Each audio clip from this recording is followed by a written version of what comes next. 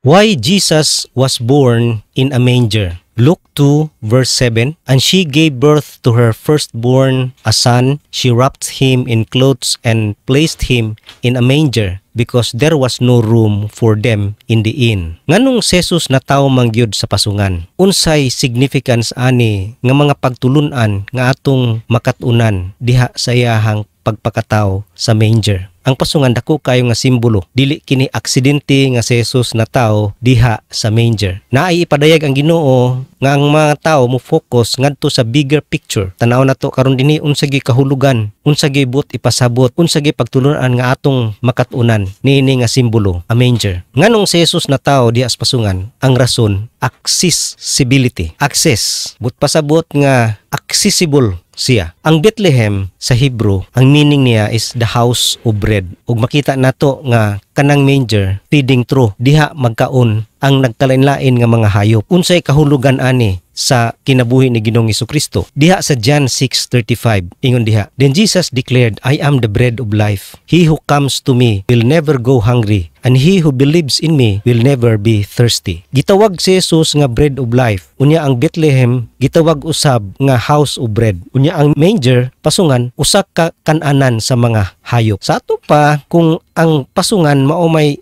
kan-anan sa nagkalain-laing hayop, ang simbolo ani usa ka perfect image nga si Jesus nga mao ang pan sa kinabuhi. Siya ang mupakaon sa tanang mga kalag. Ang pan makahatag og kinabuhi, mabusog pud kaniini, makahatag pud ni siya kusog, ug makahatag pud og katagbawan. Mo nang ang pasabot nga si Jesus ang pan sa kinabuhi, siya ang makahatag gayud og kinabuhi, kusog, kalipay ug katagbawan. Gitawag si Jesus karon nga accessible from any kind of needs. Sa tanang klase nga pagkinahanglan, dinhi nagpadayag nga ang pasungan diha mukaon ang nagkadaiya nga mga hayop. Sa ato pa, diha ang source. Mao pud na sa atong kinabuhi, si Jesus mao ang source sa tanan. He is the source of everything. Tanan nga pagkinahanglan sa tao, lawas, kalag ug espiritu. Sa John 10:11, ningon diha, I am the good shepherd. The good shepherd lays down his life for the sheep. Sa to pa ang shepherd, ang iyahag yung tulumanon, mao ang pagtagbo, pagpakaon, pagprotektar sa iyang mga karniro, paggiya sa iyang mga karniro, paingon ngadto sa maayong sibsibanan, aron tambok yun ang makaon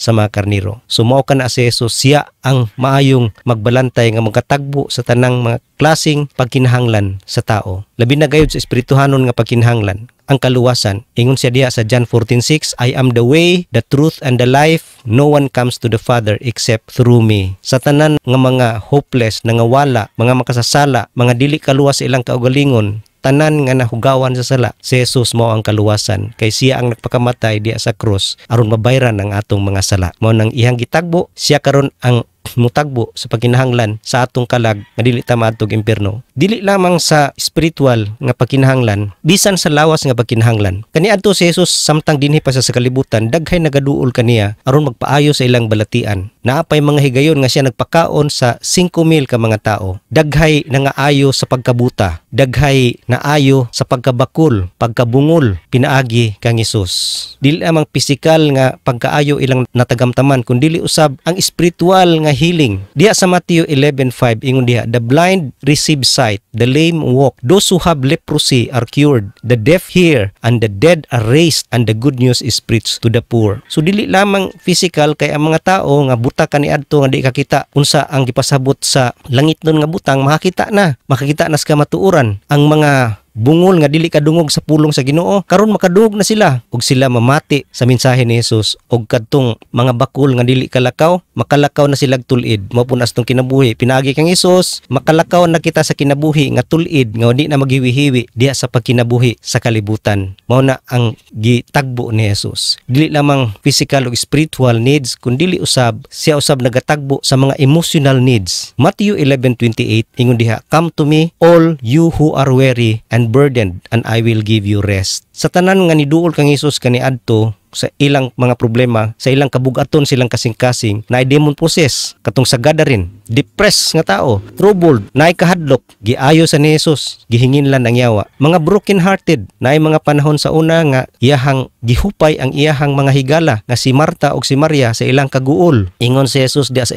John 11:25, kang Marta nga namatay man si Lazarus, naguol gud siya, apan ingon si Jesus, I am the resurrection and the life. He who believes in me will live even though he dies. Jesus nahupay ang ilahang mga gibati. Unya alang pod sa mga gisalikway, mga nag-inusara, mga wa gihigugma nga kinahanglan sila fellowship. Si Zacchaeus usa ka sinalikway tungod kay si Zacchaeus tikasan maniningil og buhis mo nang wa gid siya amigo kaayo. Pero si Jesus giingnan siya sa Luke 19:5. When Jesus reached the spot, he looked up and said to him, Zacchaeus, come down immediately. I must stay at your house today. Samara ingon nga, you need fellowship? Come with me, Zacchaeus. Mo nang gitagbo ni Jesus ang iyang pagkinahanglan. Diya pod sa atong pagtubo espiritual, si Jesus pod naghatag og solusyon nga ni kanato. Diya sa Matthew 11:29 ingon siya, take my yoke upon you and learn from me, for I am gentle and humble in heart, and you will find rest for your soul. Kung gusto ka makakat-on, mutubo ka sa imong espiritual na kinabuhi, duol kang Hesus. Dangop kang Hesus ug ikaw makakat-on ug malig-on sa imong Kristohanong kinabuhi. Usab siya pod naghatag og abundansya nga kinabuhi. Kung gusto ka magmabungahon, ingon diha sa John 15:4, remain in me and I will remain in you. No branch can bear fruit by itself. It must remain in the vine. Neither can you bear fruit unless you remain in me. Samara sa ingon si Jesus, kung gusto ka mabungahon na kinabuhi, abide in me. Mao na ang si Jesus nagtagbo gyud sa espirituhanon natong pagkinahanglan. Ug adto ta sa kalidad sa pagkaon nga ihatag ni Jesus kanato. Unsa ang kalidad, quality sa iyahang ihatag kanato nga pagkaon nga mao siya ang pan sa kinabuhi. Balik ko nato basa ang John 6:35. Then Jesus declared, I am the bread of life. He who comes to me will never go hungry, and he who believes in me will never be thirsty. Ako ang pan sa kinabuhi. Ang muduol kanako di na gyud siya gutomon, o ang mutuo kanako di na gyud siya uhawon. Sa ato pa ang kalidad sa ihatag ni Jesus ngani kanato kasulbaran sa ato mga problema. Makahatag gyud og tinuod na kalipay og tinuod nga katagbawan, lasting joy og true satisfaction. Munang niingon siya sa John 4:14, whoever drinks the water I give him will never thirst. Indeed, the water I give him will become in him a spring of water welling up to eternal life. So siya ang tinubdan sa spring of water, siya na tinubdan sa kalipay. Kung inom ka kaniya, di na gyud ka uhawon. Makaangkon gyud ka og tinuod nga kalipay og katagbawan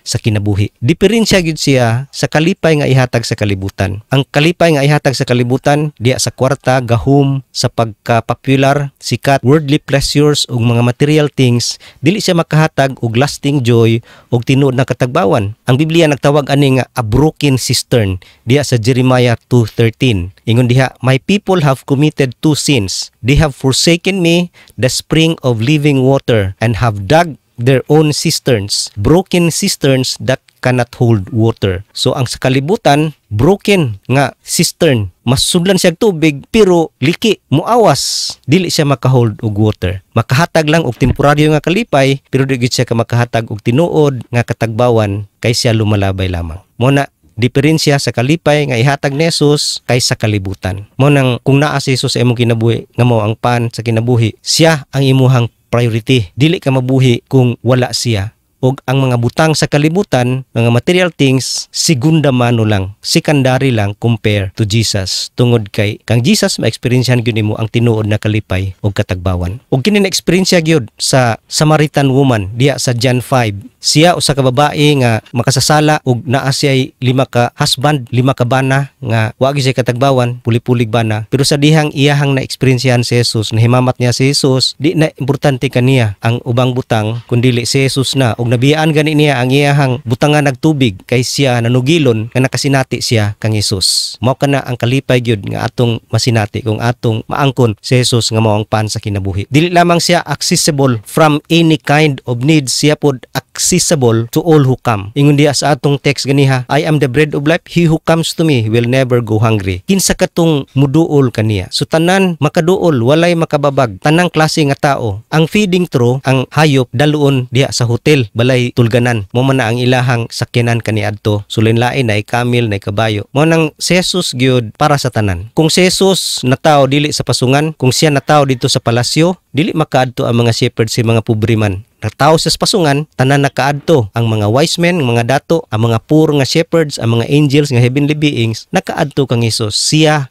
alang gid sa tanan. Accessible siya sa tanan. Bisag sa mga hugaw, dirty shepherds, mga secular people, wise men, ug mga popular nga mga sinners, makaduol tanan kang Hesus. Accessible si Jesus ngadto sa tanan nga mangita gayud kaniya. Siya approachable, accessible, available. Walay gwardya, walay makababag kanimo nga muduol kaniya. Mao nang tanan na ikatungod nga muduol kang Hesus ug makaangkon og kinabuhi nga malipayon, mabungahon ug malampuson. Bisag kinsa katong mga nangawala, gibug-atan sa kasing-kasing adunay mga problema, all you need to do kinahanglan lang ikaw muduol ug mukaon kaniya. Ang bread, ang pan, kaunon gina siya moadto sa body aron makahatag og kusog. Mapud na kang Ginoong Hesukristo. Siya ang pan, ato siyang dawaton sa kinabuhi.